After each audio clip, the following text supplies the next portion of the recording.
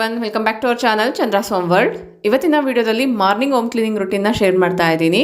ಸಾಮಾನ್ಯವಾಗಿ ಹಬ್ಬಗಳು, ಹರಿದಿನಗಳು ಅಥವಾ ಏನಾದರೂ ಸ್ಪೆಷಲ್ ಡೇಸ್ ಬರುತ್ತೆ ಅಂದರೆ ಮನೇನ ಒಂದು ರೀತಿ ಡೀಪ್ ಕ್ಲೀನಿಂಗ್ ರೀತಿ ಒಂದು ಸ್ವಲ್ಪ ಡೆಕೋರೇಷನ್ ಮಾಡೋದು, ಒಂದು ರೀತಿ ನೀಟಾಗಿ ಆರ್ಗನೈಸ್ ಮಾಡೋದು ಎಲ್ಲನೂ ಮಾಡ್ಕೊಳ್ತಿರ್ತೀವಲ್ವ.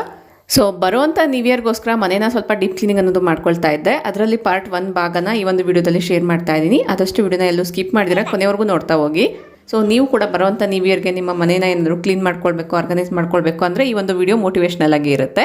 ಇನ್ನು without delay let start the video ನೋಡೋದಕ್ಕಿಂತ ಮುಂಚೆ ನೀವೇನಾದರೂ ನಮ್ಮ ಚಾನಲ್ನ ಫಸ್ಟ್ ಟೈಮ್ ವಿಸಿಟ್ ಮಾಡ್ತಾ ಇದ್ದರೆ ಈಗಲೇ ಸಬ್ಸ್ಕ್ರೈಬ್ ಮಾಡಿಕೊಂಡು ಪಕ್ಕದಲ್ಲಿರುವಂಥ ಬೆಲ್ ಐಕನ್ನ ಕ್ಲಿಕ್ ಮಾಡಿ. ಬೆಲ್ ಐಕನ್ ಕ್ಲಿಕ್ ಮಾಡಿ ಆಲನ್ನು ಆಪ್ಷನ್ ಕ್ಲಿಕ್ ಮಾಡೋದ್ರಿಂದ ನಾನು ನೆಕ್ಸ್ಟ್ ವಿಡಿಯೋ ಹಾಕಿದ ಕೂಡಲೇ ನಿಮಗೆ ನೋಟಿಫಿಕೇಶನ್ಸ್ ಅನ್ನೋದು ಬರುತ್ತೆ. ನೀವೇ ಫಸ್ಟಾಗಿ ನಮ್ಮ ವೀಡಿಯೋಸ್ನ ನೋಡ್ಬೋದು. Without delay let start the content. ಇಲ್ಲಿ ನೋಡ್ತಾ ಇದ್ದೀರಲ್ವಾ, ಇದು ಏನು ಅಂತ ನಿಮ್ಗೆ ಏನಾದರೂ ಎಕ್ಸಾಕ್ಟಾಗಿ ಗೊತ್ತಿದ್ದರೆ ನನಗೆ ಕಮೆಂಟ್ ಮಾಡಿ ತಿಳಿಸಿ. ಒಂದು ವೇಳೆ ಗೊತ್ತಿಲ್ಲ ಅನ್ನೋದಾದರೆ ಇದೇ ವಿಡಿಯೋದಲ್ಲಿ ರಿವೀಲ್ ಮಾಡ್ತೀನಿ. ರೀಸೆಂಟಾಗಿ ಒಂದು 3 ದಿನ ಹೊರಗಡೆ ಟ್ರಿಪ್ ಹೋಗಿದ್ವಿ.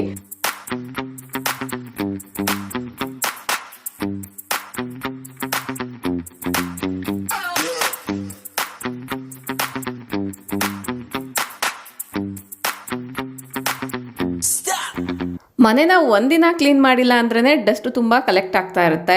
3-4 ಡೇಸ್ ಮನೇಲಿ ಇಲ್ಲ ಅನ್ನೋದಾದರೆ ತುಂಬ ಡಸ್ಟ್ ಕಲೆಕ್ಟ್ ಆಗುತ್ತೆ ಅಲ್ವಾ. ಅದನ್ನೆಲ್ಲ ನಾನು ಯಾವ ರೀತಿ ಕ್ಲೀನ್ ಮಾಡ್ತೀನಿ ಅನ್ನೋದನ್ನ ಈ ವಿಡಿಯೋದಲ್ಲಿ ಶೇರ್ ಮಾಡ್ತಾ ಹೋಗ್ತೀನಿ. ಫಸ್ಟ್ ಇದೇನು ನೋಡ್ತಿದ್ದೀರಾ, ಐಸ್ ಆಪಲ್ ಅಂತ ಕರೀತಾರೆ. ಅದೇ ಎಲೆಗಳಿಂದಾನೇ ಅದನ್ನ ಸುತ್ತ ಬಿಟ್ಟು ಕೂಡ ಕೊಟ್ಟಿದ್ದಾರೆ.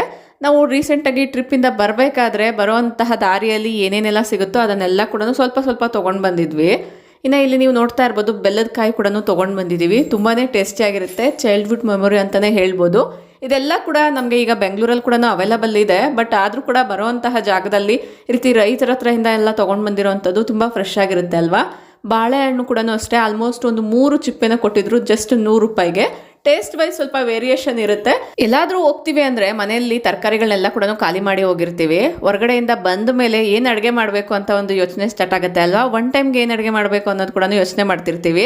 ಸೊ ನಮ್ಮ ಗಾರ್ಡನಲ್ಲಿರುವಂಥ ಪುದೀನ ಕೂಡ ಕಿತ್ಕೊಂಡು ಬಂದಿದ್ದೀನಿ. ಅಂದರೆ ಪುದೀನ ರೈಸ್ ಮಾಡ್ಬೋದು ಬ್ರೇಕ್ಫಾಸ್ಟ್ಗೋಸ್ಕರ ಅಂತ. ನೆಕ್ಸ್ಟ್ ಇಲ್ಲಿ ಏನು ನೋಡ್ತಿದ್ದೀರಾ, ಸೊಪ್ಪು. ರೀಸೆಂಟಾಗಿ ನಾನು ಕೆಲವೊಂದು ವಿಡಿಯೋಸಲ್ಲಿ ಕೂಡ ಶೇರ್ ಮಾಡಿದ್ದೆ. ಆ ಒಂದು ಸೊಪ್ಪು ಚೆನ್ನಾಗಿ ಬೆಳೆದಿದ್ದರಿಂದ ಅದೇ ಸೊಪ್ಪನ್ನ ಇಲ್ಲಿ ಕಟ್ ಮಾಡ್ಕೊಂಡು ಬಂದಿದ್ದೀನಿ. ಯಾವುದೇ ರೀತಿ ಕೆಮಿಕಲ್ಸ್ ಯೂಸ್ ಮಾಡ್ದಿರಾ ಆರ್ಗಾನಿಕ್ ಫಾರ್ಮಲ್ಲಿ ನಮ್ಮ ಗಾರ್ಡನಲ್ಲಿ ನಾವೇ ಬೆಳೆಸಿರುವಂತಹ ಸೊಪ್ಪನ್ನ ತೊಗೊಂಡು ಬಂದಾಗ ನೋಡೋಕ್ಕೂ ಕೂಡ ಖುಷಿಯಾಗುತ್ತೆ. ಅದರಿಂದ ಯಾವುದೇ ರೆಸಿಪಿ ಮಾಡಿದ್ರು ಕೂಡ ತುಂಬ ಟೇಸ್ಟಿಯಾಗಿರುತ್ತೆ. 1 ಪಾರ್ಟ್ ರೆಸಿಪಿಯಾಗಿ ನಾನು ದಾಲ್ ತಡ್ಕ ಅಥವಾ ಮಿಕ್ಸ್ಡ್ ವೆಜಿಟೇಬಲ್ ದಾಲ್ ಅಂತ ಏನು ಹೇಳ್ತೀವಿ, ಸೊ ದಾಲ್ ಮಾಡಿದೆ. ಸೊ ಈ ರೀತಿ ನಾನು ಏನೇನು ಬೇಕೋ ಅದನ್ನೆಲ್ಲ ಕೂಡ ತಯಾರಿ ಮಾಡಿ ಇಟ್ಕೊಳ್ತಾ ಇದ್ದೀನಿ. ಅಂದರೆ ನಾವು ಹೊರಗಡೆಯಿಂದ ತಂದಿರುವಂಥ ವಸ್ತುಗಳನ್ನೆಲ್ಲ ಕೂಡ ಒಂದು ಕಡೆ ಈ ರೀತಿ ಸದ್ಯಕ್ಕೆ ಅಡುಗೆಗೆ ಬೇಕಾಗಿರುವಂತಹ ಸೊಪ್ಪು ಎಲ್ಲ ಕೂಡ ತೊಗೊಂಡು ಬಂದಿಟ್ಟಿದ್ದೀವಿ. ಇನ್ನು ಹೊರಗಡೆ ಹೋಗಿ ಬಂದ್ವಿ ಅಂದರೆ ತುಂಬ ವಿಧವಾದ ಲಗೇಜನ್ನ ತೊಗೊಂಡು ಬಂದಿರ್ತೀವಲ್ವ, ಅದನ್ನೆಲ್ಲ ಕೂಡ ಕ್ಲಿಯರ್ ಮಾಡ್ಕೊಳ್ತಾ ಇದ್ದೀವಿ. ಇಲ್ಲಿ ನೀವು ನೋಡ್ತಾ ಇರ್ಬೋದು, ಇದು ಬಂದು ಅಂದರೆ ಕಾರು ಒಳಗಡೆ ನಾವು ಇದನ್ನು ಹಾಕ್ಬಿಟ್ಟು ಮಕ್ಕಳೆಲ್ಲ ಮಲ್ಗೋಕ್ಕೆ ಕಂಫರ್ಟ್ ಆಗಿರುತ್ತೆ ಅನ್ನೋದ್ರಿಂದ ಯೂಸ್ ಮಾಡ್ತಾ ಇರ್ತೀವಿ. ಅದನ್ನೆಲ್ಲ ತೊಗೊಂಡು ಬಂದಾದಮೇಲೆ ಫೋಲ್ಡ್ ಮಾಡೋಕ್ಕೆ ಕೂಡ ಮಕ್ಕಳ ಹೆಲ್ಪ್ನ ತೊಗೊಂಡಿದ್ದೀನಿ. ಇನ್ನು ನಾನು ಲಾಸ್ಟ್ ವಿಡಿಯೋಸಲ್ಲಿ ಕೂಡ ಶೇರ್ ಮಾಡಿದ್ದೆ, ಬಾಳೆಹಣ್ಣನ್ನ ನಾನು ಈ ರೀತಿ ಪೇಪರಲ್ಲಿ ಸುತ್ತಿ ಇಡ್ತೀನಿ ಅಂತ. ಈಗ ತೋರಿಸ್ತಾ ಇದ್ದೀನಿ ನೋಡಿ. ನಾವು ಟ್ರಿಪ್ಪಿಂದ ಬರೋಷ್ಟರಲ್ಲಿ ಇದೆಲ್ಲ ಕೂಡ ಚೆನ್ನಾಗಿ ಹಣ್ಣಾಗಿತ್ತು. ಇಲ್ಲಿ ನೀವು ನೋಡ್ತಾ ಇರ್ಬೋದು. ಸೊ ಈ ರೀತಿ ಎಲ್ಲ ಹಣ್ಣಾಗಿರೋವಂಥದ್ದನ್ನು ಒಂದೇ ಬುಟ್ಟಿಯಲ್ಲಿ ಇಟ್ಕೊಳ್ತಾ ಇದ್ದೀನಿ.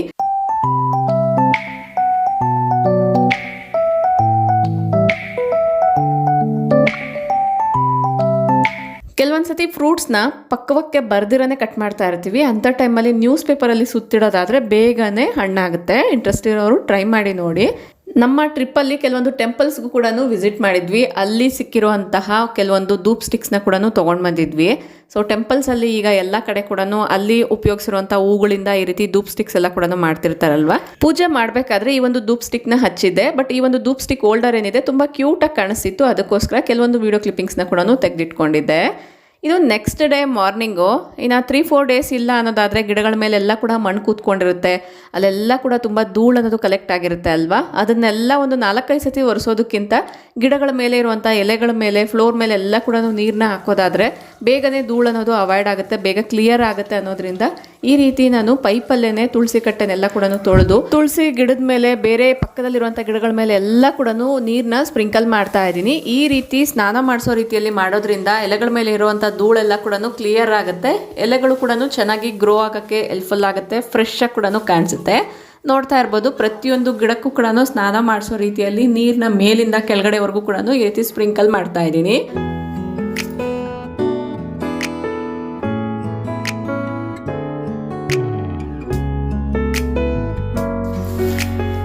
ಗಿಡಗಳಿಟ್ಟಿರೋ ಹತ್ರ ರೈಲಿಂಗ್ಸ್ ಇರ್ಬೋದು, ಗ್ಲಾಸ್ ಎಲ್ಲ ಏನಿರುತ್ತೆ ಅದೆಲ್ಲ ಕೂಡ ಸ್ವಲ್ಪ ಮಣ್ಣೆಲ್ಲ ಕೂಡ ಸಿಡಿದಿರುತ್ತೆ. ಅದನ್ನೆಲ್ಲ ಕೂಡ ನಾನು ನೀರನ್ನ ಹಾಕಿ ಈ ರೀತಿಯಾಗಿ ತೊಳಿತಾ ಇದ್ದೀನಿ. ಇಲ್ಲಿ ಲಿಕ್ವಿಡ್ಸ್ನ ಹಾಕಿ ಕೂಡ ಕ್ಲೀನ್ ಮಾಡ್ಕೊಳ್ಬೋದು. ಬಟ್ ಗಿಡಗಳ ಪಕ್ಕದಲ್ಲೇ ಇರೋದ್ರಿಂದ ಗಿಡಗಳ ಮೇಲೆ ಕೂಡ ಕೆಲವೊಂದು ಲಿಕ್ವಿಡ್ಸು ಸ್ಪ್ರೇ ಆಗುತ್ತೆ. ಆಗ ಗಿಡಗಳು ಕೂಡ ಸರಿಯಾಗಿ ಬೆಳೆಯೋಕ್ಕೆ ಆಗಲ್ಲ. ಅಷ್ಟೇ ಅಲ್ಲದೆ ಮಣ್ಣೆಲ್ಲ ಕೂಡ ಸಿಡಿಯೋದ್ರಿಂದ ಸ್ವಲ್ಪ ಕ್ಲೀನಿಂಗ್ ಅನ್ನೋದು ಜಸ್ಟ್ ಲಿಕ್ವಿಡ್ನ ಉಪಯೋಗಿಸ್ಕೊಂಡ್ರೆ ಸ್ವಲ್ಪ ಕಷ್ಟ ಆಗುತ್ತೆ. ಅದ್ರ ಬದಲಾಗಿ ಈ ರೀತಿ ಪೈಪ್ ಸಹಾಯದಿಂದ ಎಲ್ಲ ಕಡೆ ಕೂಡ ನೀರನ್ನ ಹಾಕಿ ತೊಳೆಯೋದಾದರೆ ಈಸಿಯಾಗಿ ಕ್ಲೀನ್ ಆಗುತ್ತೆ. ಈ ರೀತಿ ಮಾಡಬೇಕಾದ್ರೆ ಲೈಟ್ ವೈಟ್ ಗಿಡಗಳೆಲ್ಲ ಕೂಡ ಕೆಳಗಡೆ ಬೀಳ್ತಾ ಇರುತ್ತೆ. ಅದನ್ನೆಲ್ಲ ನೋಡಿಕೊಂಡು ಈ ರೀತಿಯಾಗಿ ಕ್ಲೀನ್ ಮಾಡ್ಕೊಳ್ತಾ ಇದ್ದೀನಿ. ಇನ್ನು ಪೈಪ್ನ ಒಂದು ಸರಿ ತೊಗೊಂಡು ಬಂದಿದ್ದೀವಿ ಅಂದರೆ ಗೋಡೆಗಳೆಲ್ಲ ಕೂಡ ನೀಟಾಗಿ ಕ್ಲೀನ್ ಮಾಡ್ಕೊಳ್ಬೋದು. ಕಿಟಕಿಗಳು ಎಲ್ಲ ಕೂಡ ಎಲ್ಲ ಗಿಡಗಳಿಗೂ ಕೂಡ ನೀರೆಲ್ಲನೂ ಹಾಕಿ ಗಿಡಗಳು ಸುತ್ತಮುತ್ತ ಎಲ್ಲ ಕೂಡ ನೀರನ್ನ ಸ್ಪ್ರಿಂಕಲ್ ಮಾಡಿದಾದಮೇಲೆ ಈಗ ಫ್ಲೋರ್ನ ಒಂದು ಸರಿ ಕ್ಲೀನ್ ಮಾಡ್ತಾ ಇದ್ದೀನಿ. ಇಲ್ಲಿ ನೀರು ಎಷ್ಟೇ ಇದ್ದರೂ ಕೂಡ ಸರಿಯಾಗಿ ಹೋಗಿಲ್ಲ ನೀರು ಅನ್ನೋದಾದರೆ ಅಲ್ಲಿ ಸೈಡ್ಸಲ್ಲೆಲ್ಲ ಕೂಡ ಮಣ್ಣು ಅನ್ನೋದು ಕಲೆಕ್ಟ್ ಆಗಿರುತ್ತೆ. ಅದೆಲ್ಲದನ್ನು ಕೂಡ ಒಂದ್ಸರಿ ನೀಟಾಗಿ ವಾಶ್ ಮಾಡಿಕೊಂಡು ಈಗ ಈ ಒಂದು ಕಾರ್ನರಲ್ಲಿ ಇಟ್ಟಿರುವಂಥ ಗಿಡಗಳ ಸುತ್ತಮುತ್ತ ಕೂಡ ನೀಟಾಗಿ ಒಂದ್ಸರಿ ಎಲ್ಲದನ್ನು ಕೂಡ ಕ್ಲೀನ್ ಮಾಡ್ಕೊಳ್ತಾ ಇದ್ದೀನಿ. ಯೂಶ್ವಲಿ ಟ್ರಿಪ್ ಹೋಗೋದಕ್ಕಿಂತ ಮುಂಚೆ ನೀರನ್ನ ಜಾಸ್ತಿನೇ ಹಾಕಿ ಹೋಗಿರ್ತೀವಿ. ಬಟ್ ಆ ಧೂಳೆಲ್ಲ ಏನಿರುತ್ತೆ ಅದೆಲ್ಲ ಕೂಡ ಕಲೆಕ್ಟ್ ಆಗಿರುತ್ತೆ ಅಲ್ವಾ, ಅದನ್ನು ಕ್ಲೀನ್ ಮಾಡೋದಕ್ಕೋಸ್ಕರ ಟ್ರಿಪ್ಪೆಲ್ಲ ಮುಗ್ದಾದ್ಮೇಲೆ ಪ್ರತಿ ಸಾರಿ ಕೂಡ ಈ ರೀತಿ ಡೀಪ್ ಕ್ಲೀನಿಂಗ್ ಅನ್ನೋದು ಮಾಡ್ತಾ ಇರ್ತೀವಿ. ಈ ರೀತಿ ಮಾಡಬೇಕಾದ್ರೇ ರೈಲಿಂಗ್ಸು, ಸೈಡಲ್ಲಿರುವಂಥ ಗ್ಲಾಸು ಅದೆಲ್ಲದನ್ನು ಕೂಡ ವಾಶ್ ಮಾಡ್ಕೊಂಡು ಹೋಗ್ತೀವಿ. ಈ ಥರ ನಾನು ಕ್ಲೀನ್ ಮಾಡಿದಾಗ ವೈಪರ್ ಸಹಾಯದಿಂದ ಉಳಿದಿರುವಂಥ ನೀರೆಲ್ಲ ಕೂಡ ಈ ರೀತಿ ವೈಪ್ ಮಾಡ್ತೀನಿ. ಅಂದರೆ ನೀರು ಹೋಗೋಕ್ಕೆ ಇಲ್ಲಿ ಹೋಲ್ಸ್ ಎಲ್ಲ ಇಟ್ಟಿದ್ರು ಕೂಡ ಸರಿಯಾಗಿ ಹೋಗೋದಿಲ್ಲ ಅಲ್ವಾ, ಅದಕ್ಕೋಸ್ಕರ ನಾನು ಈ ರೀತಿ ವೈಪರ್ನ ತೊಗೊಂಡು ಈ ಎಕ್ಸ್ಟ್ರಾ ನೀರೆಲ್ಲ ಏನಿರುತ್ತೆ ಅದನ್ನೆಲ್ಲ ಕೂಡ ಈ ರೀತಿ ವೈಪೌಟ್ ಮಾಡ್ತೀನಿ. ಚಪ್ಪಲಿ ಸ್ಟಾರ್ಟ್ ಮೇಲೂ ಕೂಡ ಕೆಲವೊಂದು ಗಿಡಗಳನ್ನ ಇಟ್ಕೊಂಡಿದ್ದೀನಿ. ಅಂದರೆ ನಾವು ಹೊರಗಡೆ ಎಲ್ಲನೂ ಹೋಗ್ತೀವಿ ಅನ್ನೋದಾದರೆ ಇಂಡೋರ್ ಪ್ಲಾಂಟ್ಸ್ ಮನೆ ಒಳಗಡೆ ಇಟ್ಟಿರುವಂಥ ಗಿಡಗಳೆಲ್ಲ ಏನಿದೆ ಅದನ್ನೆಲ್ಲ ತೊಗೊಂಡು ಬಂದು ಬಿಸಿಲಿಗೋಸ್ಕರ ಈ ರೀತಿ ಈ ಒಂದು ಸ್ಟ್ಯಾಂಡ್ ಮೇಲೆ ಇಟ್ಕೊಂಡಿರ್ತೀವಿ. ಈಗ ಅದೆಲ್ಲದ್ರ ಮೇಲೆ ಕೂಡ ನೀರೆಲ್ಲ ಸ್ಪ್ರಿಂಕಲ್ ಮಾಡಿಬಿಟ್ಟು ಮತ್ತೆ ಅದರ ಜಾಗದಲ್ಲಿ ಇಡಬೇಕು. ಅದಕ್ಕಿಂತ ಮುಂಚೆ ಎಲೆಗಳ ಮೇಲೆ ಇರುವಂಥ ನೀರೆಲ್ಲ ಕೂಡ ನೀಟಾಗಿ ಡ್ರೈ ಆಗಲಿ. ಇದೆಲ್ಲ ಡ್ರೈ ಆಗೋ ಅಷ್ಟರಲ್ಲಿ ಮನೆ ಒಳಗಡೆ ಕೂಡ ಕೆಲವೊಂದು ಕ್ಲೀನಿಂಗ್ಸ್ನ ಮಾಡ್ಕೊಳ್ಬೇಕು. ಮನೆ ಒಳಗಡೆ ಇಡೋವಂಥ ಗಿಡಗಳೆಲ್ಲ ಕೂಡ ಈ ರೀತಿ ನಾನು ಕಾರಿಡಾರಲ್ಲೇ ಇಟ್ಟಿರೋದ್ರಿಂದ ಫಸ್ಟು ನಾನು ಮನೇನ ಸ್ವಲ್ಪ ಕ್ಲೀನ್ ಮಾಡಿದಾದ್ಮೇಲೆ ಗಿಡಗಳನ್ನ ಎಲ್ಲದನ್ನ ಕೂಡ ಅದರ ಜಾಗದಲ್ಲಿ ಜೋಡಿಸ್ಕೊಳ್ಬೇಕಾಗತ್ತೆ. ಅಬ್ಸರ್ವ್ ಮಾಡ್ತಾ ಇದ್ದೀರಲ್ಲ, ಪ್ರತಿಯೊಂದು ಗಿಡ ಕೂಡ ತುಂಬ ಖುಷಿಯಾಗಿ ಕಾಣಿಸ್ತಾ ಇದೆ. ಅಂದರೆ ತುಂಬ ಬ್ರೈಟ್ ಆಗಿ ತುಂಬ ಗ್ರೀನ್ ಆಗಿ ಕಾಣಿಸ್ತಾ ಇದೆ. ಈ ರೀತಿ ನಾವು ಗಿಡಗಳಿಗೆ ಸ್ನಾನ ಮಾಡಿಸಿದಾಗ ತುಂಬ ಫ್ರೆಶ್ ಆಗಿ ಕಾಣಿಸ್ತಿರುತ್ತೆ ಅಲ್ವಾ.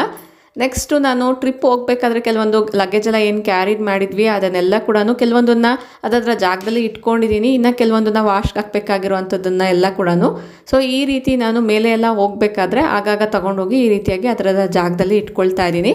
ಆಮೇಲೆ ಇದೆಲ್ಲ ಕೂಡ ಕ್ಲಿಯರ್ ಮಾಡಿದ್ರೆ ಆಗುತ್ತೆ ಅನ್ನೋದ್ರಿಂದ ಫಸ್ಟು ಲಿವಿಂಗ್ ಏರಿಯಾ, ಅಂದರೆ ಮನೆಗೆ ಎಂಟ್ರಿ ಆಗಿದ್ದ ಕೂಡಲೇ ಲಿವಿಂಗ್ ಏರಿಯಾ ಏನಿರುತ್ತೆ ಅದನ್ನು ನಾನು ಕ್ಲಿಯರ್ ಮಾಡ್ಕೊಳ್ತಾ ಇದ್ದೀನಿ. ಅಲ್ಲಿರುವಂಥದ್ದನ್ನೆಲ್ಲ ಕೂಡ ತೊಗೊಂಡು ಬಂದು ಅದರ ಜಾಗದಲ್ಲಿ ಇಟ್ಕೊಂಡಿದ್ದೀನಿ. ಮತ್ತು ಇದನ್ನೆಲ್ಲ ಕೂಡ ವಾಶ್ ಮಾಡಬೇಕಾದ್ರೆ ಎಲ್ಲದನ್ನು ಕ್ಲಿಯರ್ ಮಾಡ್ಬೋದು ಅನ್ನೋದ್ರಿಂದ ಇದೆಲ್ಲ ಕೂಡ ಹೊಸ ಬಟ್ಟೆ. ನಿಮ್ಗೇನಾದ್ರು ಬೇಕು ಅಂದರೆ ಕಮೆಂಟ್ ಮಾಡಿ ತಿಳಿಸಿ. ಇದರ ಡೀಟೇಲ್ಸ್ನ ನಾನು ನೆಕ್ಸ್ಟ್ ಕಮಿಂಗ್ ವಿಡಿಯೋಸಲ್ಲಿ ಶೇರ್ ಮಾಡ್ತಾ ಇದ್ದೀನಿ. ಈಗಾಗಲೇ ನಾನು ಒಂದು ಲೋಡ್ ಲಾಂಡ್ರಿನ ವಾಶ್ ಮಾಡ್ಕೊಂಡಿದ್ದೀನಿ. ನೆಕ್ಸ್ಟ್ ಲೋಡು ಈ ಒಂದು ಸೂಟ್ ಕೇಸಲ್ಲಿರುವಂಥ ಬಟ್ಟೆಗಳನ್ನೆಲ್ಲ ಕೂಡ ವಾಶ್ಗೆ ಹಾಕಿದ್ದೀನಿ. ಇಲ್ಲಿ ನೀವು ನೋಡ್ತಾ ಇರ್ಬೋದು 2 ಬಾಸ್ಕೆಟ್ನ ಇಟ್ಕೊಂಡು ಹ್ಯಾಂಡ್ ವಾಶ್ ಮಾಡಬೇಕಾಗಿರುವಂಥ ಬಟ್ಟೆಗಳನ್ನೆಲ್ಲ ಕೂಡ ನಾನು ಸಪ್ರೇಟ್ ಮಾಡಿ ಇಟ್ಕೊಂಡಿದ್ದೀನಿ. ಎಲ್ಲದನ್ನ ಒಂದೇ ಸರಿ ವಾಶ್ ಮಾಡಿದ್ವಿ ಅಂದರೆ ನಮಗೂ ಕೂಡ ಸುಸ್ತಾಗುತ್ತೆ, ಬಟ್ಟೆ ಒಣಗಾಕೋಕ್ಕೆ ಕೂಡ ಜಾಗ ಬೇಕಾಗುತ್ತೆ ಅಲ್ವಾ. ಬಂದಿದ ತಕ್ಷಣ ಒಂದು ಲೋಡ್ ಬಟ್ಟೆನ ಮಿಷಿನ್ಗೆ ಹಾಕಿದ್ದೆ. ವಾಶ್ ಆಗಿದ್ದಾದಮೇಲೆ ಒಂದು ಬಾಸ್ಕೆಟಲ್ಲಿ ತೆಗೆದಿಟ್ಕೊಂಡು ಇನ್ನೊಂದು ಅಂದರೆ ನಾವು ಸೂಟ್ ಕೇಸಲ್ಲಿಂದ ಏನು ತೆಗೆದಿದ್ವಿ ಆ ಬಟ್ಟೆನೆಲ್ಲ ವಾಶ್ಗೆ ಹಾಕಿ ಡಿಲೇ ಆಪ್ಷನ್ನ ಸೆಟ್ ಮಾಡಿದ್ದೆ. ನೆಕ್ಸ್ಟ್ ಡೇ ಮಾರ್ನಿಂಗ್ ಅಷ್ಟರಲ್ಲಿ ಅದು ಕೂಡ ವಾಶ್ ಆಗಿತ್ತು. ಈಗ 2 ಲೋಡ್ ಲಾಂಡ್ರಿನ ಕೂಡ ಈ ರೀತಿಯಾಗಿ ಒಣಗಾಕಿದ್ದೀನಿ. ಚೆನ್ನಾಗಿ ಬಿಸಿಲಿದಾಗ ಒಣಗಾಕಿದ್ರೆ ಬೇಗ ಒಣಗೋಗುತ್ತೆ ಅನ್ನೋದ್ರಿಂದ. ಅಷ್ಟೇ ಅಲ್ಲದೆ ಈಗ ನಮಗೆ ಹಾಫ್ ಡೇ ಮಾತ್ರನೇ ಬಿಸಿಲು ಅನ್ನೋದು ಬೀಳುತ್ತೆ, ಅಂದರೆ ನಾವು ಬಟ್ಟೆ ಒಣಗಾಕೋ ಜಾಗದಲ್ಲಿ. ಇಲ್ಲಿ ನೀವು ನೋಡ್ತಾ ಇರ್ಬೋದು ಸ್ಟ್ರಾಬೆರೀಸು. ಈಗಾಗಲೇ ನಾವು ಬಂದಿದ್ದ ದಿವಸನೇ ಒಂದು 4-5 ಸ್ಟ್ರಾಬೆರಿ ತುಂಬ ಚೆನ್ನಾಗಿ ಹಣ್ಣಾಗಿತ್ತು. ಅದೆಲ್ಲ ಕೂಡ ಕಟ್ ಮಾಡಿಬಿಟ್ಟಿದ್ದೀವಿ. ಬಟ್ ವಿಡಿಯೋನ ನಾನು ಅಲ್ಲಿ ಶೂಟ್ ಮಾಡ್ಕೊಳ್ಳೋಕ್ಕೆ ಹೋಗಿಲ್ಲ, ಅದಕ್ಕೋಸ್ಕರ ಶೇರ್ ಮಾಡಿಲ್ಲ. ನೆಕ್ಸ್ಟ್ ಈಗ ನಾನು ಲಿವಿಂಗ್ ಏರಿಯಾನ ಸ್ವಲ್ಪ ಕ್ಲೀನ್ ಮಾಡ್ಕೊಳ್ಳೋಣ ಅನ್ನೋದ್ರಿಂದ ನ್ಯೂ ಇಯರ್ ಕೂಡ ಬರ್ತಿದೆ ಅಲ್ವಾ, ಒಂದೇ ಸರಿ ಇದೆಲ್ಲದನ್ನು ಕೂಡ ಡೀಪ್ ಕ್ಲೀನ್ ಮಾಡ್ಕೊಳ್ಳೋಣ ಅನ್ನೋದ್ರಿಂದ ಈ ಒಂದು ಸೋಫಾ ಎಲ್ಲ ಏನಿತ್ತು ಅದನ್ನೆಲ್ಲ ಪಕ್ಕಕ್ಕೆ ಜರುಗಿಸಿದ್ದೀನಿ. ಸೋಫಾ ಕೆಳಗಡೆ ಎಲ್ಲ ಕೂಡ ಪ್ರತಿದಿನ ಕಸ ನೀಟಾಗಿ ಹೊಡ್ಕೊಂಡ್ರು ಕೂಡ ಸೈಡ್ಸಲ್ಲಿ ಎಡ್ಜಸ್ಸಲ್ಲಿರುವಂಥದ್ದೆಲ್ಲ ಕೂಡ ನೀಟಾಗಿ ಕಾಣಲ್ಲ ಅಲ್ವಾ. ಅದಕ್ಕೋಸ್ಕರ ನಾನು ಮಂತ್ಲಿ 1 or 2 ಈ ರೀತಿ ಸೋಫಾನೆಲ್ಲ ಕೂಡ ಮುಂದಕ್ಕೆ ಜರುಗಿಸ್ಬಿಟ್ಟು ಅದ್ರ ಕೆಳಗಡೆ ಎಲ್ಲ ಕೂಡ ಈ ರೀತಿಯಾಗಿ ನೀಟಾಗಿ ಕಸನ ಗುಡಿಸ್ಕೊಂಡು ಆಮೇಲೆ ಇಲ್ಲೆಲ್ಲ ಕೂಡ ನೀಟಾಗಿ ಒರೆಸಿದ ಆದಮೇಲೆ ಸೋಫಾನ ಅದರ ಪ್ಲೇಸಲ್ಲಿ ಸೆಟ್ ಮಾಡ್ಕೊಳ್ತೀನಿ. ಇಲ್ಲಿ ನೀವು ನೋಡ್ತಾ ಇರ್ಬೋದು ನಾನು ಯೂಸ್ ಮಾಡಿರುವಂಥ ಪೊರ್ಕೆನ, ಇದು ಡಸ್ಟ್ ಫ್ರೀ ಅಂತ ಕೂಡ ಬರುತ್ತೆ. ಬಟ್ ಮೇಯ್ನಾಗಿ ಇದರಲ್ಲಿ ಏನು ಅಡ್ವಾಂಟೇಜು ಅನ್ನೋದಾದರೆ, ಮನೇಲಿ ಏನಾದರೂ ಮಕ್ಕಳೆಲ್ಲ ಜಾಸ್ತಿ ಇದ್ದೀರಾ ಹೆಣ್ಮಕ್ಳು ಅನ್ನೋದಾದರೆ, ಇದರಲ್ಲಿ ಕೂದಲೆಲ್ಲ ಕೂಡ ನೀಟಾಗಿ ಬಂದ್ಬಿಡುತ್ತೆ. ಸೊ ಆ ಕಡೆ ಸೈಡಲ್ಲಿರುವಂಥ ಕೂದಲೆಲ್ಲ ಕೂಡ ಪೊರಕೆಯಲ್ಲಿ ಕಲೆಕ್ಟ್ ಆಗಿರುತ್ತೆ. ಜಸ್ಟ್ ನಾವು ಕಸ ಗುಡಿಸಿದ ಆದಮೇಲೆ ಡಸ್ಟ್ ಫ್ಯಾನ್ಗೆ ಈ ರೀತಿ ಕಸನೆಲ್ಲ ಎತ್ತಾಕೊಂಡಿದ್ದಾದಮೇಲೆ ಕೈಯಲ್ಲಿ ಈ ರೀತಿ ಎಳೆದ್ವಿ ಅನ್ನೋದಾದರೆ ಎಲ್ಲ ಕೂದಲು ಕೂಡ ಈಸಿಯಾಗಿ ಬಂದ್ಬಿಡುತ್ತೆ. ಏರ್ ಫಾಲ್ ಪ್ರಾಬ್ಲಮ್ ಏನಾದರೂ ನೀವು ಫೇಸ್ ಮಾಡ್ತಾ ಇದ್ದರೆ, ಮನೇಲಿ ಎಲ್ಲ ಕಡೆ ಕೂದಲು ಕಾಣಿಸುತ್ತೆ ಅಲ್ವಾ, ಮನೆ ಕ್ಲೀನ್ ಮಾಡಬೇಕಾದ್ರೆ ಈ ರೀತಿ ಆ ಪೊರಕೆನ ನೀವು ಯೂಸ್ ಮಾಡ್ಬೋದು.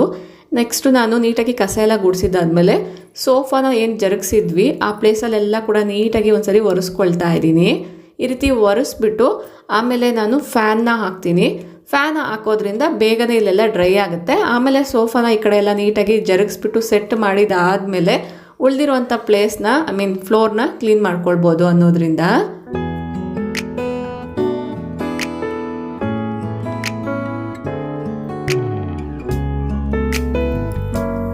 ಈಗ ಪೂರ್ತಿ ಎಲ್ಲ ಕಡೆ ಕೂಡ ಒಣಗಿದೆ. ಇದನ್ನು ನೀಟಾಗಿ ಜರುಗಿಸ್ಕೊಂಡಿದ್ದೀನಿ. ಸೊ ಪ್ರತಿನಿತ್ಯ ಕೂಡ ಜಸ್ಟ್ ಸೋಫಾ ಕೆಳಗಡೆ ಈ ರೀತಿಯಾಗಿ ಒರೆಸ್ಕೊಳ್ತಾ ಇರ್ತೀವಿ. ಬಟ್ ಪೂರ್ತಿ ಎಕ್ಸಾಕ್ಟಾಗಿ ಎಡ್ಜಸ್ಟಲ್ಲೆಲ್ಲ ನೀಟಾಗಿ ಕ್ಲೀನ್ ಮಾಡೋಕ್ಕೆ ಆಗಲ್ಲ ಅಲ್ವಾ. ಸೊ ಅದಕ್ಕೋಸ್ಕರ ಒಂದು 15 ದಿನಕ್ಕೆ ಒಂದ್ಸರಿ ಅಥವಾ ತಿಂಗಳಿಗೆ ಒಂದ್ಸರಿ ಆದ್ರೂ ಸೋಫಾನ ಜರುಗಿಸ್ಬಿಟ್ಟು ಅದ್ರ ಕೆಳಗಡೆ ನೀಟಾಗಿ ಒರೆಸ್ಕೊಳ್ತೀವಿ. ಸೊ ಈ ರೀತಿ ನಾವು ಕ್ಲೀನ್ ಮಾಡ್ಕೊಳ್ಳೋದ್ರಿಂದ ಸೋಫಾ ಕೆಳಗಡೆ ಎಲ್ಲ ಕೂಡ ಗೂಡುಗಳೆಲ್ಲ ಜಾಸ್ತಿ ಕಟ್ಟಿದಿರ ಇರುತ್ತೆ. ಗೂಡು ಕಟ್ಟಕ್ಕೆ ಸ್ಟಾರ್ಟ್ ಆಯಿತು ಅಂದರೆ ಅಲ್ಲಿರುವಂಥ ಸಣ್ಣ ಸಣ್ಣ ಹುಳಗಳನ್ನೆಲ್ಲ ತಿನ್ನೋದಕ್ಕೆ ಹಲ್ಲಿಗಳೆಲ್ಲ ಕೂಡ ಅಲ್ಲಿ ಸೇರ್ತಾ ಇರುತ್ತೆ, ಜಿರಳೆಗಳೆಲ್ಲ ಕೂಡ ಕಲೆಕ್ಟ್ ಆಗ್ತಾ ಇರುತ್ತೆ. ಅದನ್ನು ಅವಾಯ್ಡ್ ಮಾಡಬೇಕು ಅಂದರೆ ಈ ರೀತಿ ಕ್ಲೀನಿಂಗ್ ಮಾಡ್ಕೊಳ್ಬೋದು. ಹೋಮ್ ಮೇಡ್ ಕ್ಲೀನರ್ನ ಉಪಯೋಗಿಸ್ಕೊಂಡು ನಾನು ಇಲ್ಲಿ ನೆಲನ ಒರೆಸಿದ್ದೀನಿ. ನೀವು ಇಲ್ಲಿ ಅಬ್ಸರ್ವ್ ಮಾಡ್ತಾ ಇರ್ಬೋದು, ತುಂಬ ಶೈನಿಯಾಗಿ ಕಾಣಿಸ್ತಾ ಇದೆ. ಮನೆಗೆ ಬೇಕಾಗಿರುವಂಥ ಕೆಲವೊಂದು ವಸ್ತುಗಳನ್ನ ಆರ್ಡರ್ ಮಾಡಿದ್ದೆ, ಅವು ರೀಚ್ ಆಗಿತ್ತು. ಅದನ್ನೆಲ್ಲ ಕೂಡ ತೆಗೆದು ನೋಡ್ತಾ ಇದ್ದೀನಿ. ತುಂಬ ಜಾಸ್ತಿ ದಿನ ಆಗಿಬಿಟ್ರೆ ಮತ್ತೆ ರಿಟರ್ನ್ ಆಪ್ಷನ್ ಕೂಡ ಇರಲ್ವಲ್ಲ, ಅದಕ್ಕೋಸ್ಕರ ಒಂದ್ಸರಿ ಚೆಕ್ ಮಾಡ್ಕೊಳ್ತಾ ಇದ್ದೀನಿ.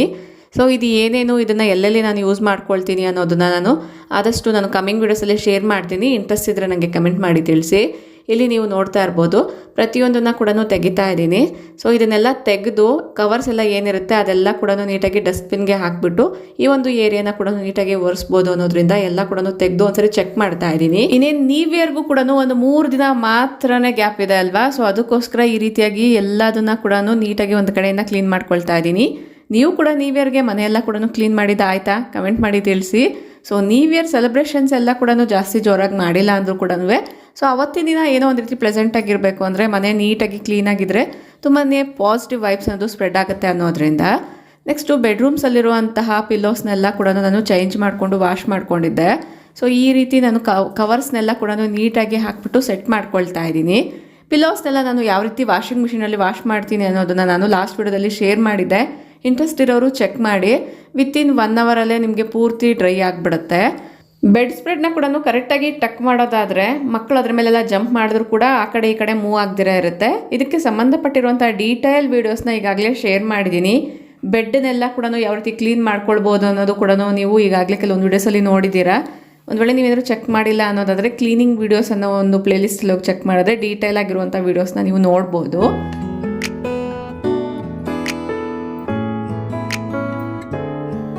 ಇದೆಲ್ಲ ಮಾಡಬೇಕಾದ್ರೇ ಇನ್ನೂ ಒಂದು ಪಾರ್ಸಲ್ ಕೂಡ ರಿಸೀವ್ ಆಯಿತು. ಅದನ್ನು ಕೂಡ ಒಂದ್ಸರಿ ಚೆಕ್ ಮಾಡ್ಕೊಳ್ತಾ ಇದ್ದೀನಿ. ಸೊ ಏನೇನು ಪಾರ್ಸಲ್ ತರಿಸಿದ್ದೀನಿ, ಅದನ್ನು ನಾನು ಯಾವ್ಯಾವ ರೀತಿ ಜೋಡಿಸ್ಕೊಳ್ತೀನಿ, ಅದರಿಂದ ಏನೇನು ಮನೆ ಆರ್ಗನೈಸ್ ಮಾಡ್ಕೊಳ್ತೀನಿ ಅನ್ನೋದು ನಿಮ್ಗೆ ಏನಾದ್ರು ಡೀಟೇಲ್ ವೀಡಿಯೋಸ್ ಬೇಕು ಅನ್ನೋದಾದರೆ ನನಗೆ ಕಮೆಂಟ್ ಮಾಡಿ ತಿಳಿಸಿ. ಸೊ ಮನೆಯೆಲ್ಲ ಕೂಡ ಕ್ಲೀನ್ ಆಗಿದೆ, ಸ್ವಲ್ಪ ಡೆಕೋರೇಷನ್ ಮಾಡೋಣ ಅನ್ನೋದ್ರಿಂದ ಯಾವಾಗಲೂ ಮಾಡೋ ಅಂಥದ್ದೇ ನಾನು ಮನೆಯಲ್ಲಿರುವಂಥ ಗಿಡಗಳನ್ನ ಲೈವ್ ಪ್ಲಾಂಟ್ಸ್ನ ಉಪಯೋಗಿಸ್ಕೊಂಡೆ ಮನೇನ ಡೆಕೋರೇಟ್ ಮಾಡ್ಕೊಳ್ತಿರ್ತೀನಲ್ವ. ಸೊ ಎಲ್ಲ ಗಿಡಗಳನ್ನ ಕೂಡ ಅದರ ಜಾಗದಲ್ಲಿ ಜೋಡಿಸ್ಕೊಳ್ತಾ ಇದ್ದೀನಿ. ಜಾಗ ಒಂದೇ, ಬಟ್ ಗಿಡಗಳು ಮಾತ್ರ ಚೇಂಜ್ ಆಗ್ತಾ ಇರುತ್ತೆ. ಇಲ್ಲಿ ಅಬ್ಸರ್ವ್ ಮಾಡ್ತಾ ಇರ್ಬೋದು, ಗ್ರೀನರಿನ ಆ್ಯಡ್ ಮಾಡಿದಾಗ ಒಂದು ರೀತಿ ಖುಷಿ ಕೊಡುತ್ತೆ, ಒಂದು ಒಳ್ಳೆ ಪಾಸಿಟಿವ್ ವೈಬ್ಸ್ ಕೂಡ ಸ್ಪ್ರೆಡ್ ಆಗುತ್ತೆ. ನಿಮ್ಗೆ ಯಾರಿಗಾದ್ರೂ ಇಂಟ್ರೆಸ್ಟ್ ಇದ್ದರೆ ಈಸಿಯಾಗಿ ಗ್ರೋ ಮಾಡುವಂತಹ ಇಂಡೋರ್ ಪ್ಲಾಂಟ್ಸ್ನ ಮನೇಲಿ ಇಟ್ಕೊಂಡು ಕೂಡ ಬೆಳೆಸ್ಕೊಳ್ಬೋದು. ಇದು ರಬ್ಬರ್ ಪ್ಲ್ಯಾಂಟು. ನೀಟಾಗಿ ತೊಳೆದಿದ್ರು ಕೂಡ ಕೆಲವೊಂದು ಮಾರ್ಕ್ಸ್ ಅನ್ನೋದು ಆಗಿತ್ತು, ವಾಟರ್ ಮಾರ್ಕ್ಸು. ಅದಕ್ಕೋಸ್ಕರ ಒಂದು ಬಟ್ಟೆಯಿಂದ ಒರೆಸ್ಬಿಟ್ಟು ಈ ರೀತಿಯಾಗಿ ಇಟ್ಕೊಂಡಿದ್ದೀನಿ. ತುಂಬ ಬ್ರೈಟಾಗಿ ಕಾಣಿಸ್ತಾ ಇದೆ ಅಲ್ವಾ. ಸೊ ಇದೇ ಥರನೇ ನಾನು ಕೆಲವೊಂದು ಸ್ನೇಕ್ ಪ್ಲ್ಯಾಂಟ್ಸ್ನೆಲ್ಲ ಕೂಡ ಇಟ್ಕೊಳ್ತಾ ಇದ್ದೀನಿ. ಸೆಂಟರ್ ಟೇಬಲ್ ಮೇಲೂ ಕೂಡ ಅಷ್ಟೇ ಆ ಒಂದು ಟ್ರೇನ ನೀಟಾಗಿ ಒರೆಸ್ಬಿಟ್ಟು ಒಂದು ಮನಿ ಪ್ಲ್ಯಾಂಟ್ನ ಇಟ್ಕೊಳ್ತಾ ಇದ್ದೀನಿ. ಕಿಚನಲ್ಲೂ ಕೂಡ ಒಂದು ಸ್ನೇಕ್ ಪ್ಲ್ಯಾಂಟ್ನ ಇಟ್ಕೊಳ್ತೀನಿ. ಎಲ್ಲದನ್ನು ಕೂಡ ನೀವು ಇಲ್ಲಿ ನೋಡ್ತಾ ಇರ್ಬೋದು.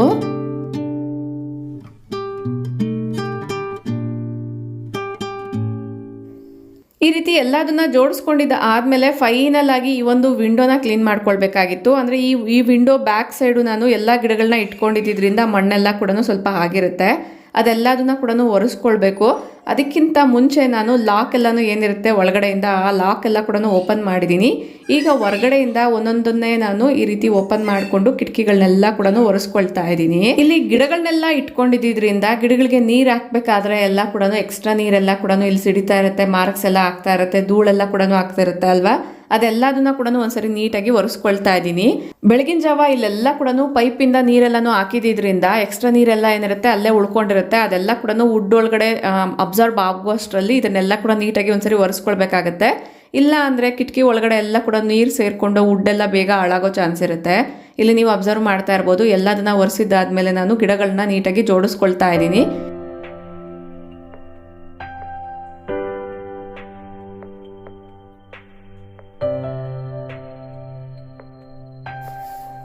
ಒನ್ ಬೈ ಒನ್ ಎಲ್ಲ ಗಿಡಗಳನ್ನ ಜೋಡಿಸ್ಕೊಳ್ಬೇಕಾದ್ರೇ ಡ್ರೈ ಆಗಿರುವಂಥ ಎಲೆಗಳೆಲ್ಲ ಏನಿರುತ್ತೆ, ಕಲರೆಲ್ಲ ಚೇಂಜ್ ಆಗಿರುವಂಥ ಎಲೆಗಳನ್ನೆಲ್ಲ ಕೂಡ ತೆಗಿತಾ ಇದ್ದೀನಿ.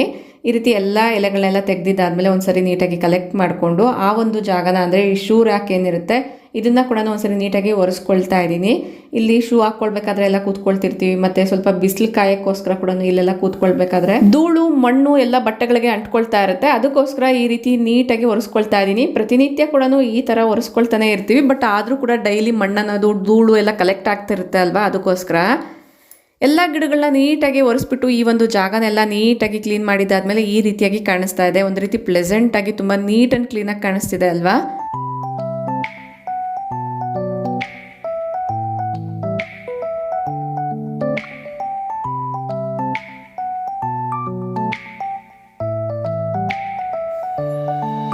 ಫ್ಲೋರ್ ಮೇಲೆ ಎಷ್ಟೇ ಜಿಡ್ಡು ಕೊಳೆ ಸ್ಮೆಲ್ಲೆಲ್ಲ ಇದ್ದರೂ ಕೂಡ ನೀಟಾಗಿ ಕ್ಲೀನ್ ಆಗಬೇಕು ಅಂದರೆ ಲಾಸ್ಟ್ ವಿಡಿಯೋಸಲ್ಲಿ ನಾನು ಒಂದು ಫ್ಲೋರ್ ಕ್ಲೀನರ್ನ ತೋರಿಸಿದ್ದೀನಿ. ಅದನ್ನು ಯೂಸ್ ಮಾಡೋದ್ರಿಂದ ಯಾವುದೇ ರೀತಿ ಗ್ರಾನೈಟ್ ಅನ್ನೋದು ಡ್ಯಾಮೇಜ್ ಆಗದಿರ ಇರುತ್ತೆ. ಫ್ಲೋರ್ ಮೇಲಿರುವಂಥ ಜಿಡ್ಡು ಕೊಳೆ ನೀಟಾಗಿ ಬಂದ್ಬಿಡುತ್ತೆ. ನೋಡ್ತಿರ್ಬೋದು ಇಲ್ಲಿ ಫ್ಲೋರ್ ಎಷ್ಟು ಶೈನಿಯಾಗಿ ಕಾಣಿಸ್ತಾ ಇದೆ ಅಂತ. ಐ ಹೋಪ್ ಈ ಒಂದು ವಿಡಿಯೋ ನಿಮ್ಮೆಲ್ಲರಿಗೂ ಯೂಸ್ಫುಲ್ ಆಗುತ್ತೆ ಅನ್ನೋದ್ರಿಂದ ಶೇರ್ ಮಾಡಿದ್ದೀನಿ. ಯೂಸ್ಫುಲ್ ಆಯಿತು, ಇಂಟ್ರೆಸ್ಟಿಂಗ್ ಆಗಿತ್ತು ಅನಿಸಿದ್ರೆ ಈಗಲೇ ಒಂದು ಲೈಕ್ ಮಾಡಿ, ನಿಮ್ಮ ಫ್ರೆಂಡ್ಸ್ ಆ್ಯಂಡ್ ಫ್ಯಾಮಿಲಿಸ್ಗೂ ಶೇರ್ ಮಾಡಿ. ನಿಮ್ಮ ಅನಿಸಿಕೆ ಅಭಿಪ್ರಾಯಗಳನ್ನ ನನಗೆ ಕಮೆಂಟಲ್ಲಿ ತಿಳಿಸಿ. Thank you for watching. ನಮಸ್ತೆ.